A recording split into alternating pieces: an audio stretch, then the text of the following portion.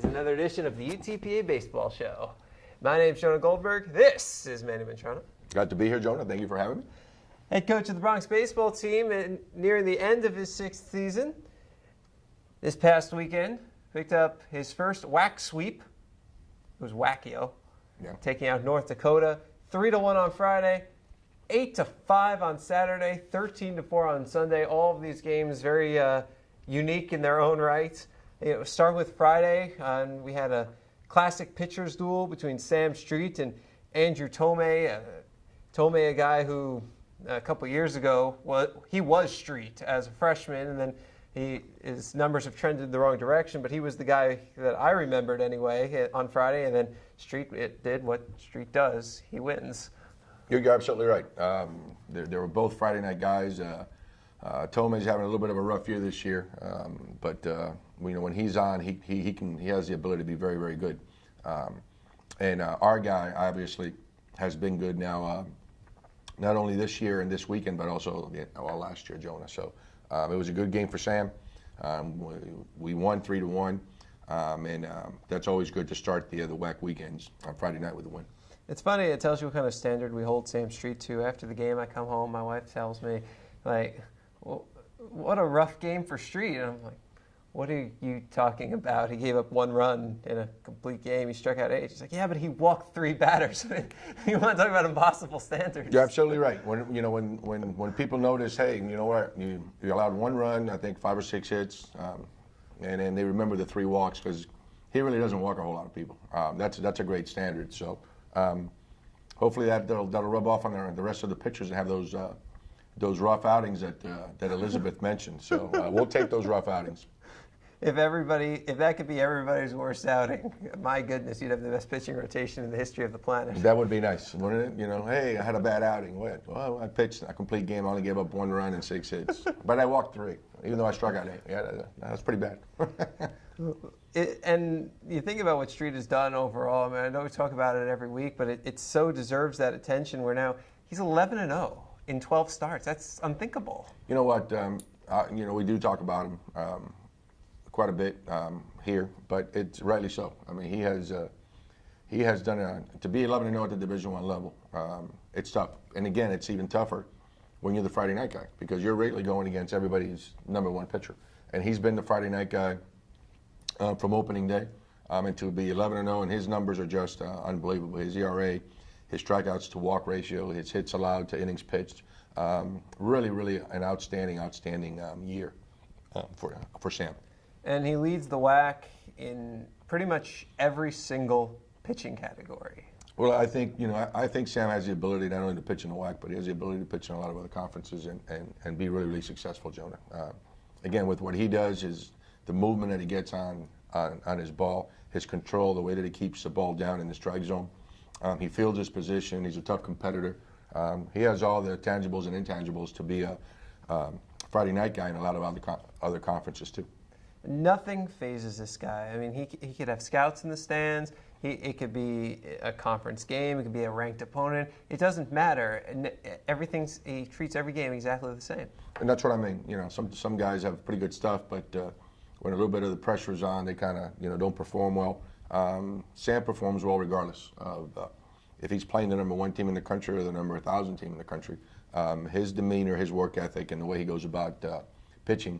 It's really consistent, and obviously it works very well. And it's such a team-first attitude too. Where I asked him after Friday's game about being able to pitch in front of all these scouts, and he says, "Well, you can't worry about that because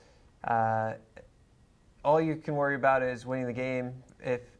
And he didn't say if I win. He said if we win as a team, then."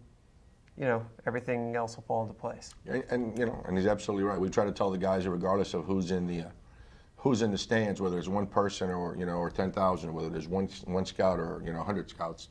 At the end of the day, it's about you performing to the best of your ability on that single day. So the message is, as long as you did your best that day, Jonah, you did what you could do as far as preparing, getting to the game, doing your best pitch by pitch. That at the end of the day, that's all that really matters. And then the complete games, that's 5 in a row now, 9 to lead the nation. I mean, that's 9 complete games in 12 starts. Man doesn't leave ball games. You know what? And again, he's very efficient. 15 pitches per inning, that gives you about 135 at the end of the day, and he's usually around that mark. So he's very efficient. It's not like he's throwing, 20, 25, 30 pitches an inning. He's very efficient. And we know he's conditioned for it, and once he gets to that total, he's in pretty good shape. And again, his velocity is up during those last couple pitches. So he's just a competitor, a tremendous pitcher, and again, he deserves all the accolades and everything that he's been receiving. Now I got to ask you, are you a DC or a Marvel guy? Are you a Super Sam or the Incredible Hal? That's a good combo. You know what? Alex had obviously now they're battery mates, but Alex had a tremendous weekend with the bat offensively, Jonah. And like Sam, he's been our most consistent player. Obviously, Sam on the pitching staff, but there's no question that Alex has been our most consistent and most productive hitter this year. He leads your team in every offensive category. He's among the WAC leaders, and he's in the NCAA rankings. He's the WAC hitter of the week this week after hitting something like 560 something with 9 RBI, including all those RBI gave him the last 2 games when you really needed them. A career high 4 Saturday, and then a new career high 5 on Sunday. Yeah, it was. Every at bat it seemed like he was really getting some quality at bats and really putting good swings on good pitches. Jonah hitting the ball solidly. I can't think of a hit that was a little chink or a little bleeder. I mean, he really made solid contact, and he came up with some big hits for us. Some hits when we need him to get the hits. And again, I wish that I can say that he's one of the 3 or 4 players that we've had lead us offensively, but that definitely hasn't been the case. He's definitely been our best offensive player all season long. You think back to Saturday, perfect game, 5 2/3 innings, and all of a sudden bases loaded. Now it's just a no-hitter. And Hal comes up, and it's the first hit of the game, and he gives your team the lead. Well, that was big. Like you said, for 5 2/3 of an inning, we didn't do much. So the outs and the time is running out now. Pretty soon now, you'll be down to 9 outs, and he came up and a big hit got us on the scoreboard, and that kind of set the tone for the next inning where we were able to score 5 runs and win the game. And then the next inning he capped the inning with the 2-run triple right after you guys had gone right back down. He says, "I don't think so." Yeah, and again, big hits when we needed them, Jonah. There's one thing to get some hits when you're up by 6, 7 runs or down by 6 or 7. But when you're, it's a close game that you need that big hit with 2 outs, runners in scoring position, he delivered all weekend long. So I'm happy for him that he got the WAC hitter of the week, and again, he deserves it. Well, house smash. Exactly. Yeah, and I like the picture on the website with the colored him green. So that was pretty good. On Sunday, as the inside the park home run, what did you think of that sequence of events? You know what? Their outfielder really was aggressive on it. It would have been a clean hit, but the outfielder kind of came in and made a tremendous try. Head first, just got under his glove. So he was just, once we saw that, and our park is so big that once the ball gets by the outfielder, it's at least going to be a triple and probably an inside the park home run. So by the time he came around third base, the ball was still out there, and he didn't even have to slide. So it was an inside the park home run, which got him close to the cycle, actually. Yeah, it fell a single of all things that he missed by a single. Exactly, of all things to miss the cycle by a single, because usually that triple and that home run are tough. But usually, the single and the double, those are pretty commonplace. So he got the home run, he got the triple, got the double, and then he missed it by a single. But again, another really had a tremendous day with the bat. That inside the park home run got me thinking a little because of the line drive to left, and I went to the wall after the dive. You had a play, I don't remember which game it was in, the left fielder, I guess it was probably Ammon, dove for the ball and missed it, but it was still a single because you had either Evan Mason or Andy Fortuna out there in center field backing up the play. And, I kind of realized that that's such a great thing that if Ammon doesn't dive, it's a single. And he knows that he has such rangy center fielders behind him that he can take that risk, and if he misses it, not a big deal, it's still a single. Yeah, there's a time to be aggressive in the outfield, and there's a time not to be aggressive, Jonah. Obviously, the score, the inning, the situation, but more than that, our outfielders practice. If you're playing a corner outfield or even center field, and the ball's hit to you, and I'm backing you up, there's a call that they make to one another to let them know, hey, it's okay to dive, because if you miss it, I'm backing you up. They practice it, we practice it, and it came to effect there where you're absolutely right. Shane dove, our center fielder, gave him the okay, hey, you can dive because I'm here. Now, if our outfielder doesn't get that call, then he shouldn't dive, because if he dives and that happens, they would have had inside the park home run. Unless the game is on the line, where, okay, a base hit, runner at second, maybe runner at third, and last inning, the game's on the line, and now you have to either field it or you lose the game, then they don't have to listen for the call. But any other time that the game is not on the line, they're listening for that call. And once they hear it, they know that they can dive, they can be aggressive, because even if they do, the ball gets by them, they have backup behind them. That's a great system. Really shows you how key communication is out on the field. Absolutely. On defense, if you want to be good defensively, you got to do three things. And number one is you have to turn a double play. Number two, when they bunt, you have to get outs. And number three, you have to efficiently and effectively perform your cuts and relays. And a big part of that is communication. Well, you had some other strong defensive moments during the weekend. Alex Howe did yeoman's work at the plate. He stopped a few runners, including on that amazing play Saturday. Victor Garcia Jr. racing towards the stands in a situation in which North Dakota was rallying. They had a chance to put the game out of reach, and it was bases loaded, one out.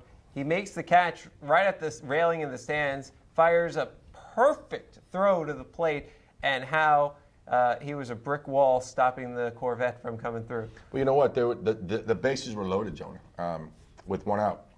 And I think that's what really gave us the momentum. I think that play, Victor's play, was the reason that we were able to win that game and sweep the weekend. Because that play, number one, to catch that ball was a tough play. If you recall, his back was to the baseball. He's literally running like a wide receiver, going out for a bomb from the quarterback. The ball was not only in, where he had room, but the ball was slicing towards the grandstand. So I'm running full speed, my back to the ball.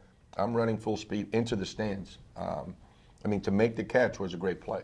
But to turn around, and as you mentioned, he threw a perfect strike to in the air to right center, almost from the right field foul line. On the side, it wasn't like 90 feet. He was probably 140, 150 feet.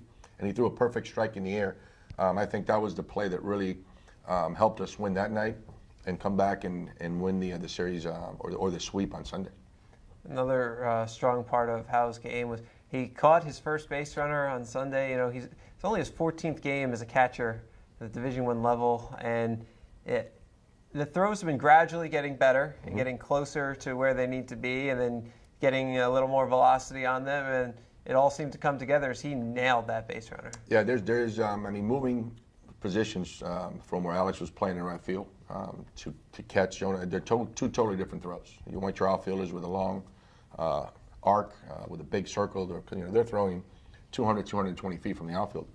Your catcher's throwing 127, 3 3/8 inches, and you have to be quick because the base runner is only not running less than 90 feet if you take into account his leads. So first thing we wanted to do with Alex when injuries, kind of sideline our number ones and number two catchers, Jacob Huckabee and Brandon Rauch, was to make sure that he caught the ball. That's why it's called the catcher. So he catches the ball, which is good. Coach Lopez then started working with him a little bit about, blocking.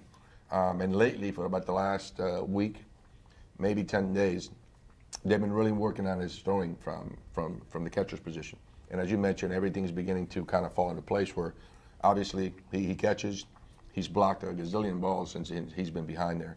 And finally threw out his first base runner, which I think he's going to throw out a few more before it's all said and done. 14 starts for Howe. Huckabee had 14 starts. Blake Thompson had 14 starts. Brandon Rauch had, I think, 7. Howe's the only one who hasn't committed a pass ball? No. Again, priority number one was when we made that, because it was interesting. Huck got hurt, Oklahoma State. Some time went on, and then Brandon won the position over our freshman Blake Thomas, and he was doing a nice job. Then on midweek game, which was Tuesday, Brandon hits a triple, slides into third base, and just hyperextends his elbow where he can't throw. So this is Tuesday. We don't know it yet. Wednesday, he goes to the doctor. We get the results Wednesday afternoon saying he cannot throw. So literally, we're on a plane on Thursday leaving for Utah Valley, and Coach Hennessy has Alex pretty much the entire trip next to him, teaching him, our signs, our system, just kind of trying to get him ready. And the big question was on Friday, do we start Alex? I mean, can he catch? Well, let's give it a shot. And since that day, he's really done an outstanding job catching the ball, Jonah. As you mentioned, not a pass ball yet, and hopefully, knock on wood, that will stay true for the remainder of our season. Yeah, his catcher's ERA is a tick over 3. His catcher's WHIP is about 1.19 or so. So he's doing a great job of handling the pitching staff too. And you'd think he's been playing there his whole life. He does a great job. He's got a lot of energy back there, and that's a position where you need somebody to lead, Jonah. That's the only position on the field that you can actually see all the players. And with his energy, the way that he plays, the way that he talks to the pitchers, the way that he handles the pitcher, it's like you said, it's like he's been playing that position all his life. Throughout the weekend, some key offensive plays in the non-Howe division as well. Evan Mason on Friday had himself a ball game, went 4 for 4. He had a great day at the plate. He really was a big contributor for our win that day. He's been playing really, really good defense all year. He can go get him. Has a good arm. His offense was a little bit down, but credit him and Coach Lopez. They've been working a lot as far as on his swing and his mechanics, and it's beginning to pay off for him, as you mentioned, 4 for 4. And really good at bats. What have they changed in his mechanics? The thing with Evan, he would kind of time with his body. He would compress his backside and at the same time move the hands. That's a lot of movement. Hitting is tough to begin with. The way that he was doing it, he literally have to be perfect and time every single pitch. He couldn't be a little bit early or a little bit late because it wouldn't give him that room for mistakes. So basically what Coach Lopez did was just take away his compression, where he doesn't lean back when he hits now. All he does now when he hits, he just kind of moves his hands back, and he's using that as a timing device. The great thing about that is that now he doesn't have to be perfect. He can be fooled a little bit early and still make good contact, or he can be fooled a little bit and be late and still make good contact. So just taking away the compression from him has really solidified his mechanics and has given him a little bit more room for error. Hence, he's hitting the ball a lot more consistently now. Then after getting hits in his first 3 at-bats, they gave him a little bit more space in the infield because he wasn't showing any inkling of bunting. So, of course, he bunts. And not only does he beat the throw, but you got to rush that throw with Mason bunting. So the throw sails wide. He ends up at second. Then he decides to go steal third. And again, with him running, you got to rush it. So he basically created himself a home run. That's a nice luxury. When you have a guy that can get on base and propel himself all around the bases, Jonah, that's a big plus. And he did just that. Like, as you mentioned, base hit bunt. Perfect bunt. They have to hurry up. They throw the ball away. He gets to second. Then he propels himself. He steals third base. Catcher throws it away. And without us even putting the ball in play, we get a run. So when you can get guys on base and those guys can move themselves over with the extra bases or missed cutoffs or balls in the dirt, those guys, you get runs that you normally wouldn't get. So that was a good inning for us, and great job by Mason on the bases. And then the other run in that game, the go-ahead run back in the 7th inning, you had first and third with 1 out, and Edgar Cordon lays down the suicide squeeze. You know what? The 2 previous at-bats, their kid had Edgar pretty good. Didn't make any hard contact, struck him out. Already he was on 2 strikes. So we figured the best way, our best percentage of getting that run across the plate was a squeeze play there. And to Edgar's credit, he got a fastball that was up in the zone, and he was able to put the bat on it, lay it down, and we were successful. Now, we mentioned on Saturday how y'all didn't have a base runner until 2 outs in the 6th, and then Alex Howe broke up the no-no after the perfect game had just been broken up. But then the hits really started to come in the 7th inning. You batted around. What kind of adjustments did you make to that pitcher? I think we were early on, Jonah. We were swinging at balls that we really at pitches we shouldn't be swinging at. There were balls up in the zone, breaking balls down below our knees. Hitting is tough enough to begin with. When you start swinging at balls that are outside the strike zone, now you got no shot. I think we became a little bit more disciplined, And the biggest thing I think that I saw this weekend from our offense, which we have not had too often during the season, we're beginning to get the timely hits. It doesn't matter how many hits you get because they out-hit us on Saturday. But what does matter is when you get those hits. I mean, base hit with the runners, runners in scoring position, 2 outs, those are big. And we were able to do that, and we did that all weekend where we were able to get the hits when we needed them, timely hits. And that's what's going to win games, and eventually that's what's going to win championships for you, timely hitting. And in that game, Blake English with the first 6+. He gave up 11 hits. They didn't walk anybody. Because of that, he was able to limit the damage. Again, they were getting some guys on base, but when he needed to make the big pitches and prevent them from getting the big hits, he was able to do that. So again, it's not about how many hits you get. It's about how many runs you score, and we were able to get the timely hitting and score more runs than they did. And after that great Garcia-Howe double play that ended the 7th, Andrew Padron was really able to settle in and work his way through the 8th and 9th to end the game. Andrew, he's got really two good pitches. His fastball has a lot of movement, a la Sam, and he has a pretty good slider. Unfortunately, his slider was kind of hit or miss. He really didn't have a feel for it. So with him, with the slider, we just kind of showed it on occasions to let them know, hey, I have one. You just can't sit on a fastball. But he came in for a freshman. He's a tremendous competitor. He's tough-minded. He's a fierce competitor. And he came in and really did a good job for us, taking us to the 9th inning and giving us the win. And sticking with pitching, Alex Henson pitched into the 9th again at career high 8 2/3 on Sunday. You know what? He threw the ball well. Even though they scored 4 runs, Jonah, a lot of those hits, were seeing-eye hits. There was like 3 or 4 hits through the infield. They threw a really good pitch, and they kind of leaned out over the plate and blooped one in there. So overall, I thought he threw well. And early on in the game, the baseball guys weren't with him. But when we went out to the mound, I told them, hey, eventually those balls are going to find gloves. They're going to find outs. So just keep doing what you're doing. And he did. And I thought he threw the ball pretty good. Yeah, the last 5-6 innings of the game, everything was smooth sailing. He really didn't allow much in the way of base runners. No, and again, early on, they were just really, there was a ball that wasn't, over Morales' head, a big hop. It hit the front of the plate that was dry, went over his head. A little bit ball that passed Morales, wasn't even hit hard, but we had him shifted towards the 6 hole, and the kid just kind of pulled it down the line. So again, they were getting, some hits that, and again, the game of baseball is like that. Sometimes you hit the ball hard, and you hit it right at someone. Sometimes you just get jammed, or you hit it off the end of the bat and you get a base hit. But overall, he kept his composure, and he threw well. And Brian Ramirez made a deposit into your bullpen with a 3-run home run. That was big. With the tie game, we were able, we scored early. They came back, they scored 3. Then Brian came up with 2 guys on base, was able to hit a home run. And that was a big hit. That started the ball rolling for us. They gave us 6, and we eventually scored 13, but that was a big blow during the game. Yeah, those runs just kept on coming as the game went on, so I guess hitting's a bit contagious here. We're hoping that it is contagious, and we're hoping that we've saved our best offense, Jonah, for late in the year. That's what you want to do, because we have not been a really good offensive team throughout the year. We've done it with pitching. When our defense plays well, we can play, we can compete.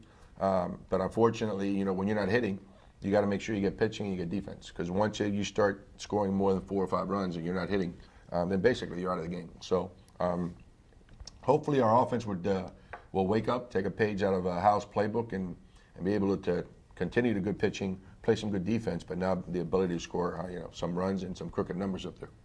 And next up, Sacramento State. That's going to be a great series. They've got a good record. They're leading the conference. We're looking forward to it, competing against a good team like Sacramento State. They're well coached, they have good players. And again, it's a conference weekend, and we're excited. We're looking forward to it. It's Friday at 7, your last chance to see Super Sam Street, pitch at home in his collegiate career. And then Saturday at 6, Sunday at 1. Sunday is senior day. We'll honor all 13 seniors on the field before the game. And then, of course, because it's Sunday, you also have the opportunity to help us strike out hunger. 4 non-perishable food items equals a free ticket. 16 equals 4, and so on and so forth. He's Manny Mantrana. He's the head coach of the UTPA baseball team. And he's Jonah Goldberg. He's Mr. Bronx Country himself. We'll be back with you next week on 956sports.com.